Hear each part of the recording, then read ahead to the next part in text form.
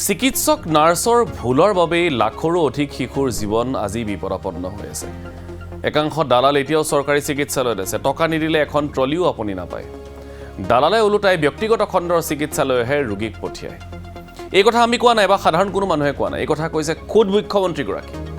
মুখ্যমন্ত্ৰী ডক্টৰ হিমন্ত বিশ্ব শৰ্মাই আজি খানাপাৰাত স্বাস্থ্য খণ্ডত ৪৩০০ যুৱক যুৱতীক নিযুক্তি পত্ৰ প্ৰদান কৰি মুখ্যমন্ত্ৰীয়ে এইখিনি কথা উল্লেখ কৰে।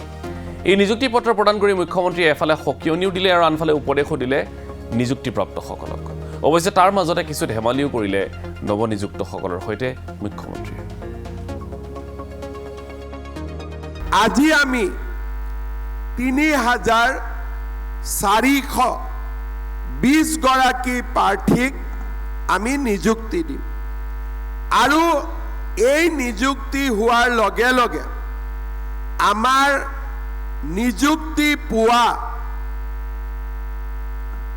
যুৱক যুৱতীৰ সংখ্যা ১,৪৫,৪৪৯ বৃদ্ধি হ'ব। এই চেৰিবেল পালচি আজি কিয় হৈছে?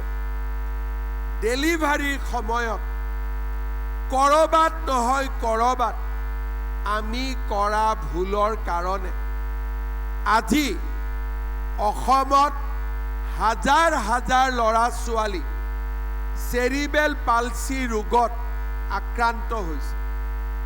ডেলিভাৰীৰ সময়ত ফৰচেপডাল মূৰটোত লগাই দিলোঁ, বাচ্চাটোক বেয়াকৈ টানি উলিয়াই লৈ আহিলোঁ, বা জন্মাৰ লগে লগে বাচ্চাটোক কৰবাত এনেকৈ পেলাই দিলোঁ।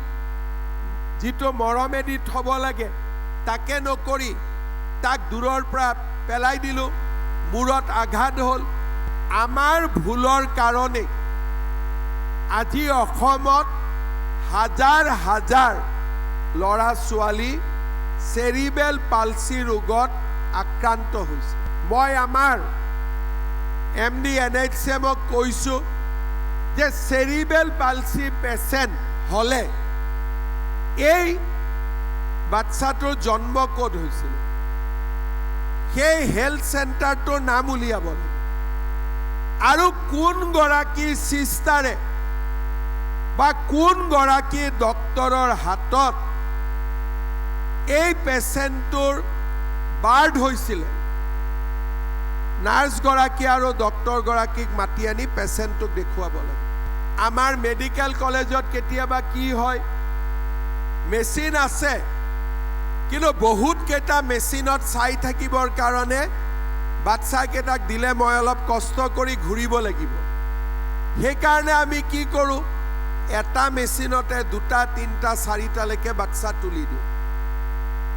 তাৰ ফলত কি হয়, বাচ্চাটো পৰিবও পাৰে বা বাচ্চাটোৱে যিটো তাৰ পৰা যিটো ৰে পাব লাগে, এটা বাচ্চাই যিটো এটা ৰে পাব লাগে সি 4 ভাগত বিভক্ত হৈ গ'ল।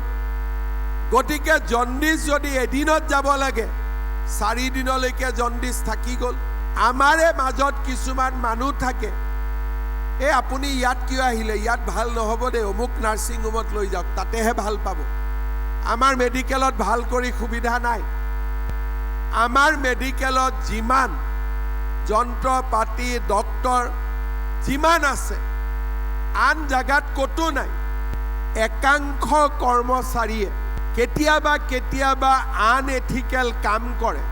বেমাৰত পৰা মানুহৰ কাৰণে ঔষধৰ যিমান প্ৰয়োজনীয়তা, মিঠা মাত এটাই তেওঁলোকক বহুত আত্মবিশ্বাস বঢ়াই তোলে। আজিতো আমি চাকৰি পাম, এতিয়া কিমান সোনকালে বিয়া পাতিব মন আছে? এবছৰৰ ভিতৰত যোনে বিয়া পাতিম বুলি মনতে ভাবিছে তেওঁলোকে হাত দাঙক। আচ্ছা, 2 বছৰত যোনে ভাবিছে, আচ্ছা বাকীবিলাকে ভাবাই নাই কেতিয়াও বিয়া পাতিম বুলি। কেতিয়াকৈ ভাবিছোঁ? 2 বছৰ 3 বছৰ 3 বছৰত কোনে কোনে ভাবিছোঁ। এতিয়া আমাৰ যিহেতু আজি চাকৰি হৈ গ'ল, সোনকালে সোনকালে বিয়া পাতিব লাগে। আমিও ভাল হ'ব লাগিব, ব্যৱহাৰ ভাল হ'ব লাগিব। পাব, নিশ্চয় পাব। কাৰণ বহুত মানে পঢ়া শুনা কৰি পাইছোঁ চাকৰিটো, তো একদম স্বচ্ছ নিকা একদম, তো আশা কৰিম মই তেনেকুৱা হ'বলৈ। যোনে তেনেকুৱা ব্যৱহাৰ কৰে তেওঁলোকেও এতিয়াৰ পৰা নিজকে ঠিক কৰি লওক মানুহৰ মাতষাৰতে প্ৰথম মানে ৰোগীজনে অন্তৰত শান্তি পালে তেওঁৰ ট্ৰিটমেণ্টটো ভাল হ'ব হয়নে সেইটো কাৰণে এইটো আমি প্ৰচেষ্টা চলাম আমি এতিয়া নতুন যিখিনি আহিছোঁ আজিৰ তাৰিখত এইটো সম্ভৱ হৈছে আমাৰ কাৰণে বা বিজেপি চৰকাৰৰ কাৰণে